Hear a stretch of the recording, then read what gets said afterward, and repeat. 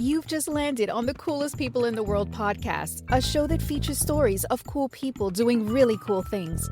From business, art, and travel to lifestyle, mental health and family, and everything in between.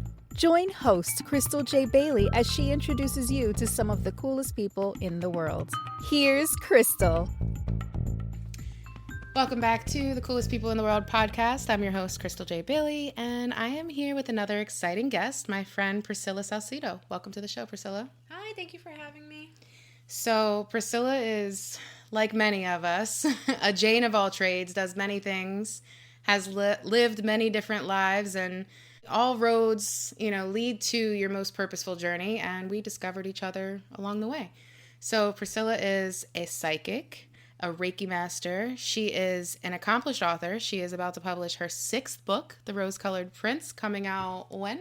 June 26th. June 26th. She has over a decade of experience in the medical field as well as the holistic field. She is the author of Metaphysics for the Average Joe, which we're going to talk about. And probably 50 million other things that I didn't put in my bullet points. So that covers a lot of it.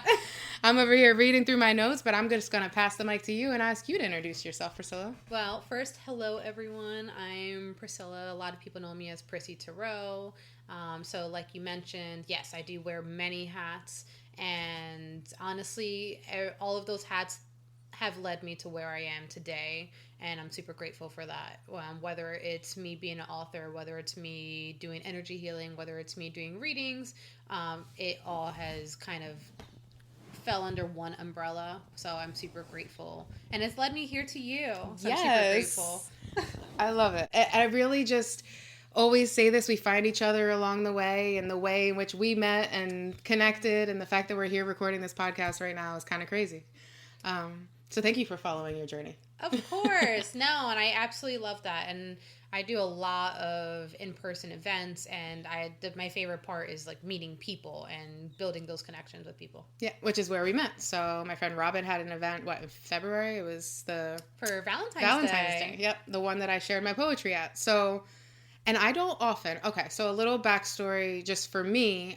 If you've read my book, Nourish, it's very spiritual in its own sense, and my spirituality has evolved quite a bit over the years, and I've explored and asked questions and met different people, have kind of helped me to navigate who I am, how I feel, what I believe in, or what my spirituality looks like now. And so along that journey, I've met many people, many different psychics, readers, energy readers, and the one kind of rule and boundary I gave myself as far as that world was like, if it feels like love and you trust it and it feels good, then do it. And if it doesn't, then don't. And you feel like love, obviously you're here. Thank you, likewise. But so I was at an event and Priscilla was set up, and I was like, ooh, maybe. And I think it was like $20 for a reading or something like that. Do you remember how long it was? It was like, it was 10 minutes, but I was doing way more than 10 minutes for people because I was just like just getting into it and enjoying everyone. So in the zone, I did my first 10 minutes or however long, and then I said, what's another $20 going to get me? Because I need more, because she's good. She's really good. Thank you. So tell me a little bit about kind of your life journey, maybe nutshell it for us. How did you become a psychic? So the short answer is that it runs in my family, on my mom's side of the family. We come from a line of what's called curanderos, which translates to healers, on my mother's side of the family. Lots of psychic energy, whatnot. However, my parents did not teach me any of that. They did not want me to be associated with that. They were like, don't mess with that stuff. My dad went to Catholic school, and he said, absolutely not. My grandmother had different opinions, and she embraced that. Every time I went to go see her, she just dropped little seeds.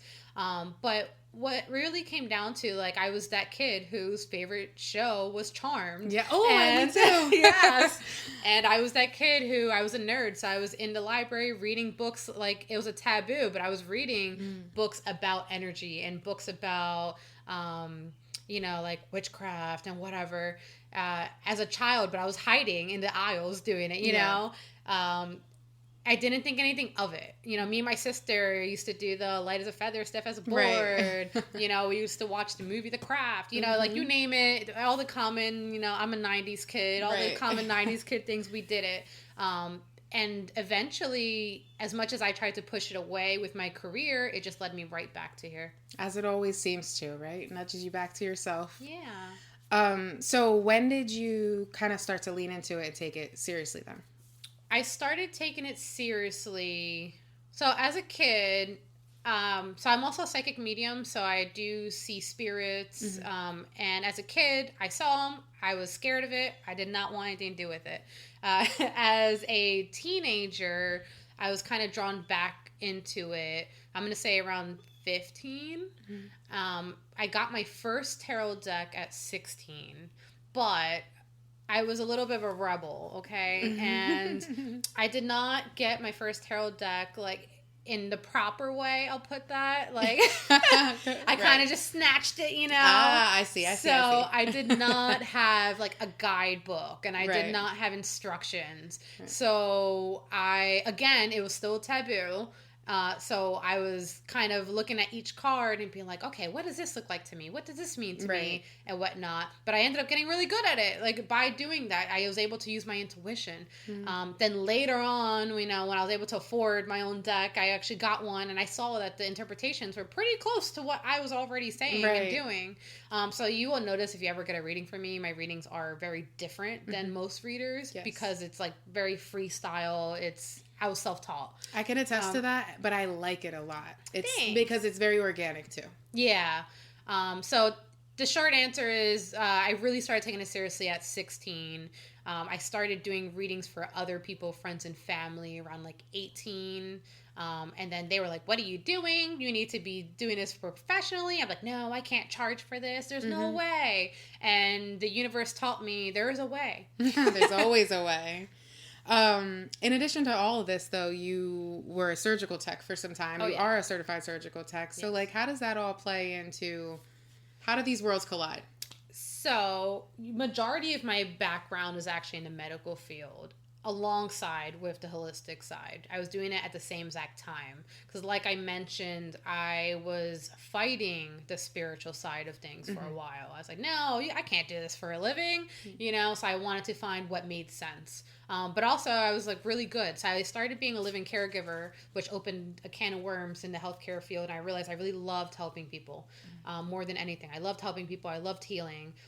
That's when I started working in group homes because I wanted to dive in deeper, and then in hospitals.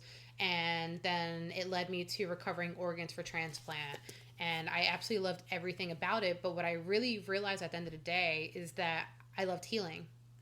That's really what it came down to. So these are things that I was doing.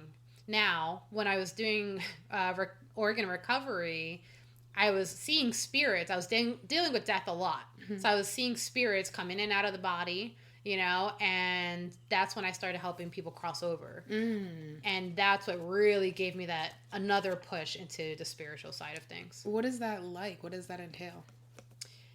So you will literally see a spirit for organ recoveries, you're in the room as someone is, you know, passing away. So with that, you were in real time seeing like a spirit leave a body. And when that happens, you tend to realize that there might be a lot of confusion because, let's be real, it usually happens through a lot of overdoses or suicide. There are moments where the spirit or the soul doesn't recognize what's really happening.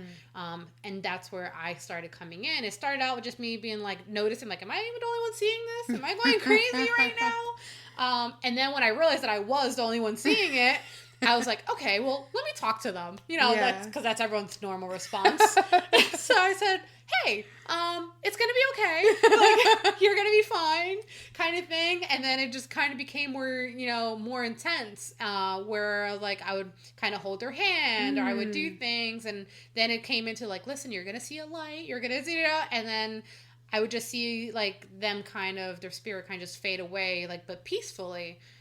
So I did that until I felt my purpose for that was done, and to go to the next thing. And so what was the next thing for you is what you're doing now? Yeah. So the next thing I did was I wanted to focus more on the spiritual work, and I stopped recovering organs for transplant, found a more normal job, in the sense of I was still a surgical tech, but I wanted to work in a regular hospital. That way I can focus on my hours to dedicate that to more in the healing side of things. However, taking the easy way out was not an option. So I specialized in neurology. So I did brain surgery and spine surgery. And you're a whole brain surgeon and a psychic. While I was doing that, but that really gave me the time to really hone my skill even further. Yeah. And honestly, things took off for my business way faster than I had anticipated. I had planned on being there for at least 5 years, and literally within 6 months, things were presenting itself where I had to ask for, first I dropped down to part-time, then per diem, and then eventually I was like, I gotta go. But yeah, that's what really pushed it. So, I want to pause for a second because we just figured this out like pre-interview that the organ... I'm sorry, what did you call it? Organ recovery? Recovery. Yes. You're not only are you sitting on the pillow, you're sitting in his chair. Aww. Like, super side story, but it's relevant for people who have been kind of following my journey. My stepdad passed in 2021, and he lived with chronic kidney disease and had 4 kidney transplants in his life and participated in the Transplant Games of America and the Gift of Life and just was super involved in all things transplant. And then Priscilla, we meet. Synchronicities do as synchronicities do. We find each other and I'm like, I don't invite anybody to come hang out with me like in my house. But I was like, I'm going to make us lunch. You're going to come over and I'm honored. We're going to spend some time. And I had a really amazing reading. And then in our conversation, I find out that she's done all this for the Gift of Life. Yeah. And you're sitting in his chair, and he's so special to me. So yes, I love that. Thank you for having me, and this is to you and him. I love it because so much. Best believe he is here, and he will protect this home. And if I wasn't aligned with that, he would be like, nope. Yep. I believe that. I believe that we always are provided the relationships that are meant to keep guiding us where we need to go and absolutely protected from the ones who aren't. So absolutely. So I talk a lot about my self-discovery journey, and I think through my own personal self-rediscovery, I've had a spiritual rediscovery as well. And not to say I don't think you ever land on a place where you're like, oh, I got to figure it out, but it's definitely evolved and changed. My physical journey has changed, my mental journey has changed, everything's changed. So for you, I guess, can you tell me a little bit more about your story, your self-discovery or rediscovery, and kind of where that fits in this picture? Yeah, I mean, honestly, I had to figure out for myself, like, who I was, what I believed in. I was scared to say I was a psychic. Mm-hmm. And that really comes down to because I grew up with a Catholic background to some degree where I knew that it wasn't widely accepted. And what it really came down to is I had to just learn to be my truest self, and that's what I am now. But it's hard getting there. It isn't like an identity crisis. And when I first started my business, and especially when I was doing Reiki, people that were attracted to me the most were people going through like religious conflict. Mm-hmm. And they were also struggling trying to figure out, like, is everything that people have told me my whole life everything? Right. And with that, we learned that a lot of it is interchangeable. It's just the terminology is different. Mm-hmm. And I think that's really what it comes down to. Yeah. So what would you say to someone going through some sort of like curiosity journey where they're like, maybe I do want to talk to a psychic? I asked you, and I'll just double down on the question now, is like, what do you feel is the most misunderstood part about what you do from people either curious about it or people who are like, absolutely not, I don't want to touch that? So I feel that the biggest misconception is it's the work of the devil, it's witchcraft, it's malintent. I think that people are afraid of the unknown. Mm-hmm. And that can really mess with someone's head. Now, for someone who comes to me, and I get people all the time who are like, I really want a reading, I'm curious about it, but I was told my whole life that this is not the thing to do. Right. Honestly, I'm as real as you can get. So I tell people, I'm like, only come to me when you are ready. Yeah. You know, don't ever feel pressured, because just like anything, like trust your heart more than anything. Kind of similar to what you said. It feels like love. Yeah. So trust your heart, and if it doesn't feel right, that's okay, because that means it's just not aligned with you. Right. But also know that it's okay to learn more, and if it doesn't work out, it doesn't work out. Like, what's the worst going to happen of you sitting at a table with someone for 20 minutes? Right. Like, the world is not going to come crashing down because you had a conversation with a person. Right. And so, like, while we're on the topic, an actual reading, someone's ready for a reading. What are some of the misconceptions, maybe someone going into their first reading, not sure what to expect? So a lot of misconceptions, can't speak, that I would say is people don't understand divine timing. So it's more of like, well, you're a psychic. You can tell me what's happening right now at this very second. But sometimes what happens is a reading is more about like what you need to know, not necessarily what you want to know. So you can come here and want to know about a particular person, but maybe that person's just not for you, and your spirit guides are like, that is not what you need to focus on. You need to focus on your money. You need to focus on your career. And they're like, well, you need to tell me this. I'm like, listen, I can't control this. This is a message that's for you, kind of thing. And that's also probably a misconception too, thinking that we are controlling the reading.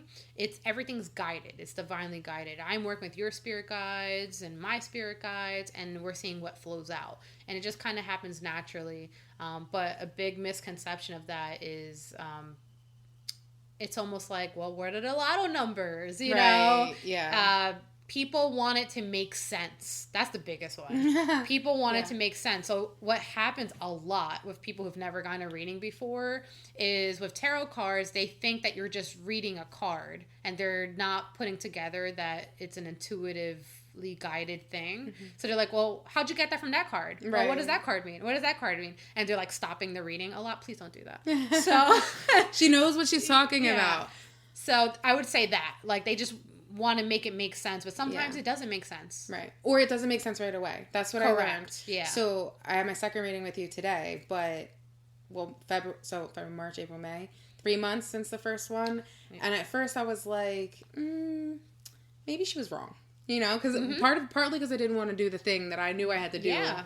You know, but I'm like, maybe she's wrong. And then as the months passed and weeks passed, I joked with her. I'm like, there were so many times off record where I would be like just in my own little world, and something would happen, or I would hear something or see something. I'd be like, fucking Priscilla. Like, she said it. She said it and it's happening. Or like, she told me, and now I see it exactly the way she explained it. Patience is my hardest thing. And I think for what you're saying and like where I've been in previous readings, and like, yeah, like you said, I want to know, tell me what to do now. Even now still I joke today, like, just tell me what to do. Right. But it doesn't work like that. But it does give you answers and understanding the right reading, the right person. Like, Priscilla is good for me. I've had other readings that have been good and other readings that have not been good, or that I didn't enjoy as much. But this has been, for me, it was one of those like, oh my goodness, she was right on the money. Yeah. Well, I tell people that it's not supposed to make sense. It hasn't happened yet. Right. You know, so a lot can happen in a week, in a month, in a year. Right. So it's not meant to make sense at the moment all the time. Of course, if we're going into your past, then you're going to know. But you're coming to a psychic most likely to know what's happening for your future. Right. So it's not going to make sense. Also, one thing that we talked about before coming on here is I said that psychics are like a pair of shoes, you know? For one person, you have to find your fit. Right. You know, for one person, you know, psychologists are like that too, a therapist. One person might fit really well with you. Another person doesn't mean that they're not good at what they do. They might just not acclimate with your energy properly. Right. And that's okay too. And I think what's important too is like, it's one modality.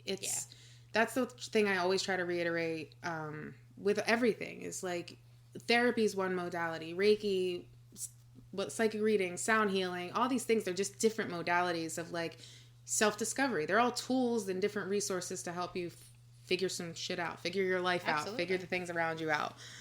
So like, you know, if you're listening and you're thinking maybe that's for me, maybe it's not, maybe I don't know, like, trust you. This isn't me wanting to bring Priscilla on the show is me showing you something that's worked for me. But I think it's important that when you're listening to someone's shows and you're seeking answers, it's important to know that you're going to discover in the divine timing what's right for you. So absolutely, take it for what it is. So let's see.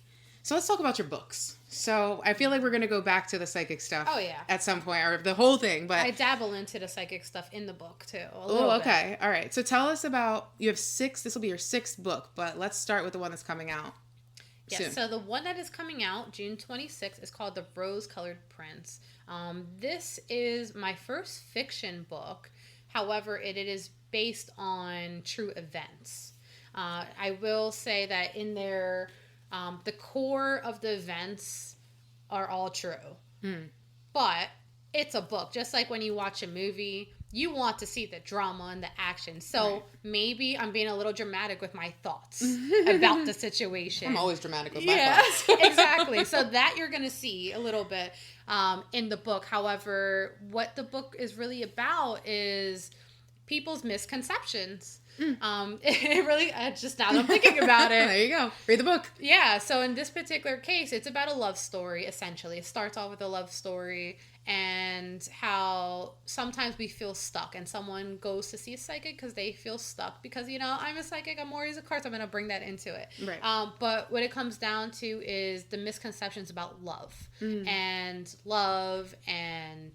mental health and all of above and how it all plays a role into how we go about life. And then it also goes into the struggles of, you know, living your life and dealing with another person and being in your space and with the world. It does take place during a pandemic. So the challenges of that as well and how to discover yourself. I love that. I can't wait to read it. I am so excited for it. So that comes out June 26th, you said, right? Yes, ma'am. There's so many June dates in my head I know. I'm mixing them all up. So that comes after, and I just said the title, Metaphysics for the Average Joe. So you're moving into the fiction space, but first tell us about what that book is about. I mean, it kind of explains it a little bit, but talk about that book. For Metaphysics for the Average Joe, that's actually a book series of 4 books. Oh, okay. And that book series is the introduction. It's how to build your intuition, how to do tarot, how to do Reiki. They're all introductory books for the metaphysical world. So this is more so, it's factual. It's how to incorporate these things and into your daily life. That was the goal for that. So it's more about not only teaching you the practices, but how to make it realistic to where you can actually use it in your daily life. Okay, that makes sense.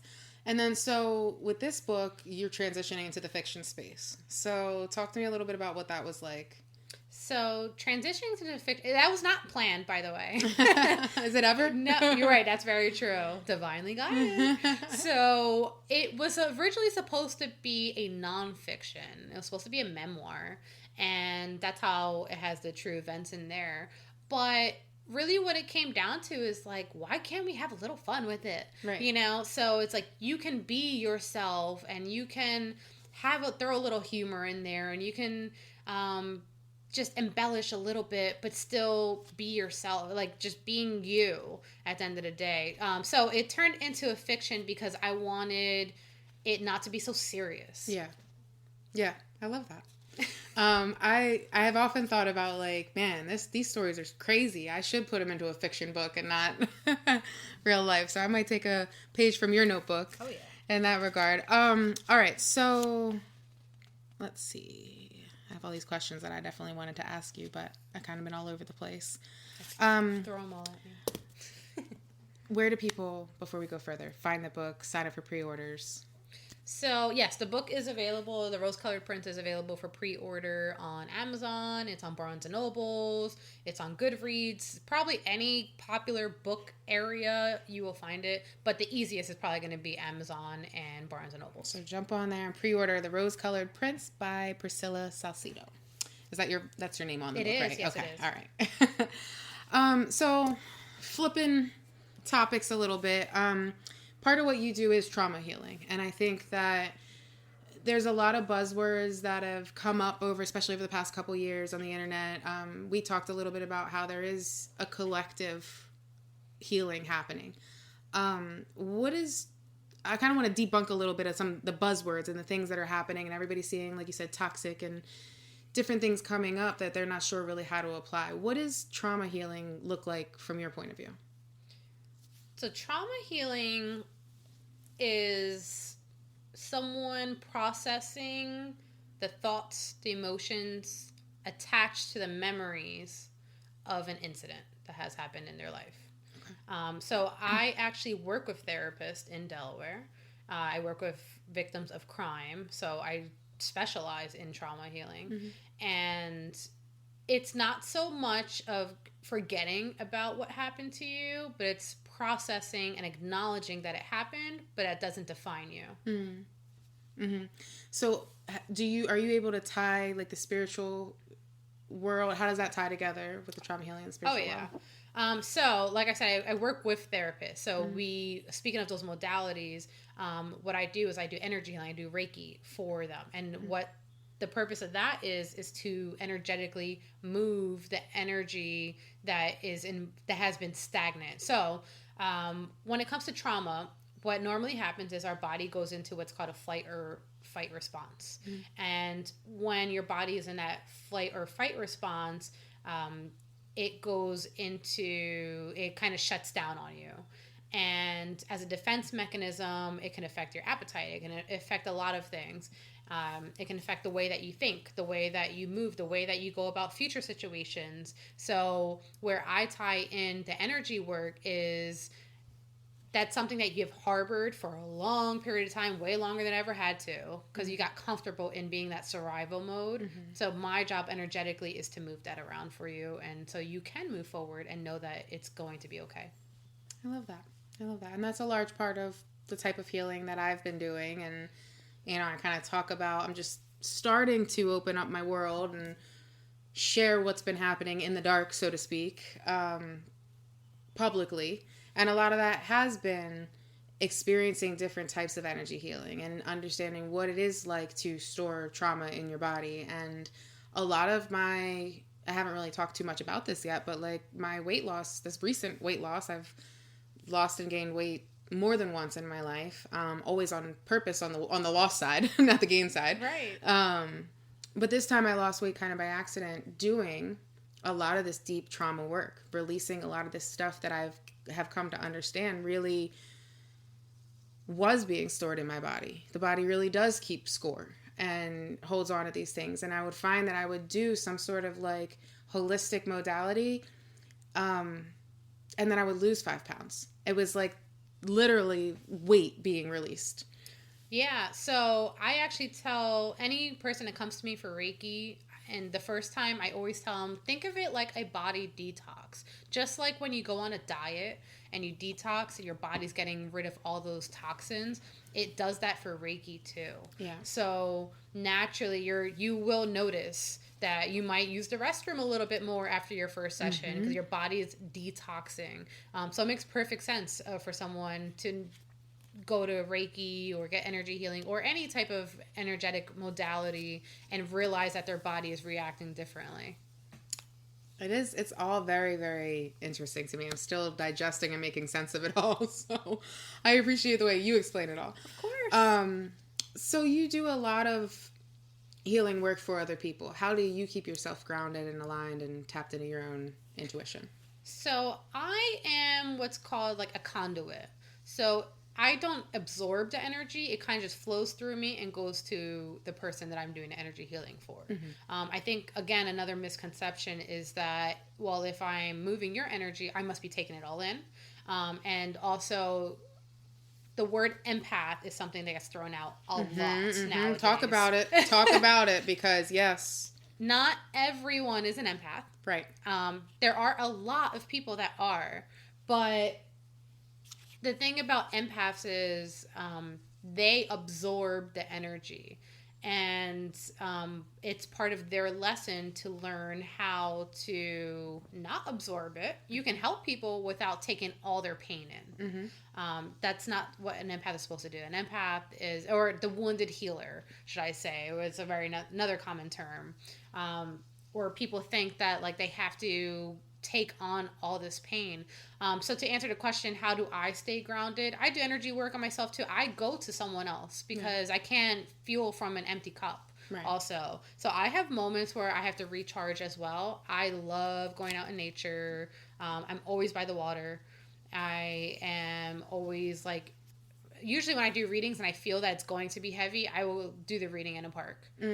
So there's a lot of things that you can do. I meditate as well. So there's a lot of different things I switch around and I work on myself too. I love that. Yeah. So that's a good, I didn't have this question before, but now I do. Of course.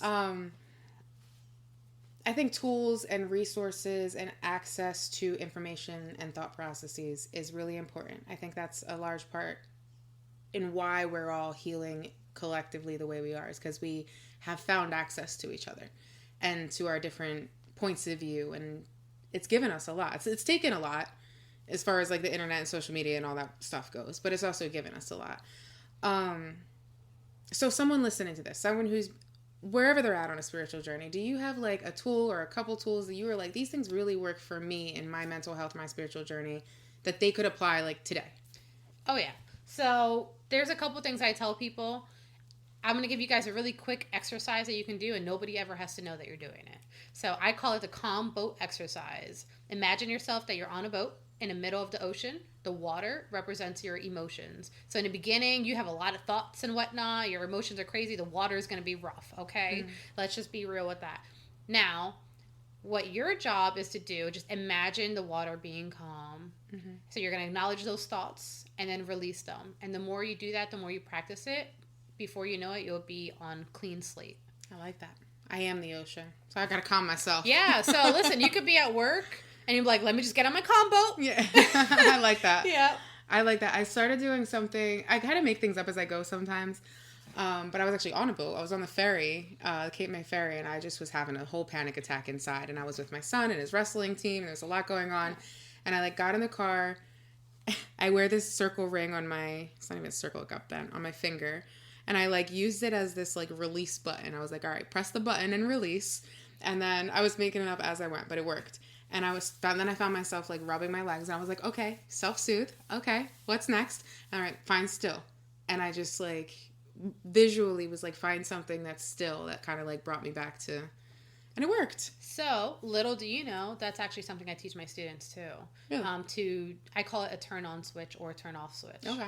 And what it is essentially is to have some type of symbolism to let your spirit guides know, like, hey, help me out over here, calm my emotions, do whatever. So you can literally pretend to wipe something off your shoulders, and that's a symbol of I am dusting off the energy, right?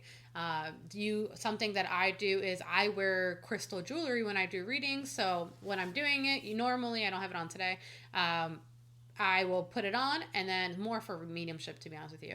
And then when I'm done with that energy, I take it off. Something super simple you can do. So you can wear your favorite necklace, if you think it's going to be a rough day, and then when you're done with it, take it off. Right. I like that. I like that a lot. So is there anything that I didn't ask you that you just really want the world to know about you? Like anything about anything? Oh, I don't know. Big question. I know. I didn't warn you about that one. I would say, honestly, my biggest goal, no matter what type of work that I do, is to help people become their true selves and to connect and to create a community where we can support each other. And that's really what it comes down to, no matter what type of work I do. And you give all that energy. You give that, like, there's no competition vibe. No. I don't get that from you at all. There's no, like, I know. And I think it's worth noting, like, you don't come across as someone like, I know it all. I figured it all out. No, I just, like, I have these gifts and I want to share them with you. And if they can help you to continue to help yourself, then here they are. I think that's really dope. So I'm going to call her my sister-in-law. She's my best friend's wife. she is also an author who's trying to come out. And a lot of people were like, oh, are they going to be in competition? Because we're both kind of in very similar stages. I am the opposite. I'm like, here, these are my resources. Yes. These are my connects. I just sent her a screenshot today of a bunch of, like, I've been going to a lot of bookstores to get my books in the stores, like Barnes and Nobles. I sent her all those emails. I love it. I wrote a binder for her, the steps if she wants to do self-publishing. Like, I don't understand competition. I love that. Like, we can all come up together, especially with the world the way it is now. Like, hello, TikTok, Instagram, you know, those follow trains and everything. Yep. Like, it's all built around helping each other come up. And, Yep. like, why not? Yeah, and you have to fight through so much noise. To do it on your own is, like, nearly impossible at this point anyway. Yeah. Which I love as much as I bite back when it comes to social media just because of the life I've lived. I've been doing this a long time on social media in different capacities, and I get overwhelmed at how it's become. But then I can find gratitude and appreciation for what it's become. And so, like, where you can become a contributor on posts, and now we're both posting things and sharing things, and you can see, like, no, we're actually supporting each other.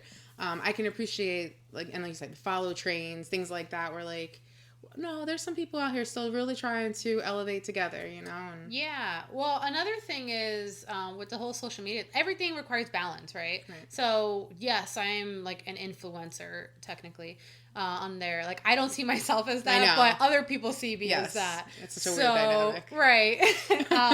But it's balance. Like, I also don't have my notifications set on. Right. So, I'm still allowed to have my life and still be the person that you need me to be on social media too. Yeah. So I think that's like the biggest thing. And just one other thing I wanted to mention was like one thing that my father always told me that I always like took with me when it comes to the competition thing is what's meant for you will never be taken away. So Amen.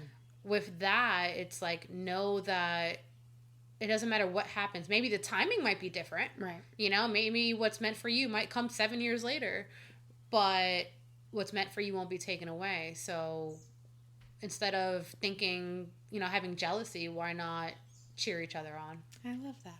That's perfect for the last question I ask everybody. When do you feel like the coolest person in the world? Honestly, I have the corniest answer. That's okay. I feel like answers. I feel like the coolest person in the world when I'm with the people that I love. I don't think that's corny. I think that's beautiful. Yeah. That's it. That's all I got.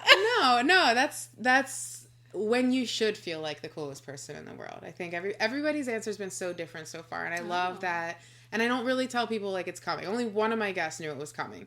But everybody else has been on the spot, and most people, it seems like it comes down to that. It's like either when I'm with my kids or when I sit back and I look at everything I've built. I mean, you know, a couple of people have said, well, I'm on the podcast called The Coolest People in the World. Now it feels kind of cool. That was going to be my answer. But I might make it a rule that can't be the answer going forward. Well, I will say this, though. I have lived, like we talked about me having many hats, and I've lived many lives. I have made a lot of money. I've been homeless. I have been on both extremes. And at the end of the day, the only thing that's ever really come down to it's the people that you love. The people, your tribe, your people, and that's really why. So, you know, if I were to lose everything today, and if I were to lose this business, and if I were to lose everything, at least I have that. So I think that's why. That's beautiful. That's a perfect ending to a perfect interview. Thank you so much for being on. You guys, please make sure you follow Priscilla on everything. It's all in the show description. Be on the lookout for always new merch and apparel coming out. The Coolest People in the World podcast. T-shirts and hoodies are out, as well as this As Fuck line, AF. I did like artsy AF, but like... I will definitely be wearing all of it. I love it. Artsy, legendary, they're all AF. Ready, here, healing. I forget all of them, but anyway. Place your orders before I do. They are all available on thecoolestpeoplepodcast.com, so check it out and follow me, and we'll see you guys next time. Bye. You've been listening to the Coolest People in the World podcast with Crystal J. Bailey. Visit us online today at thecoolestpeoplepodcast.com.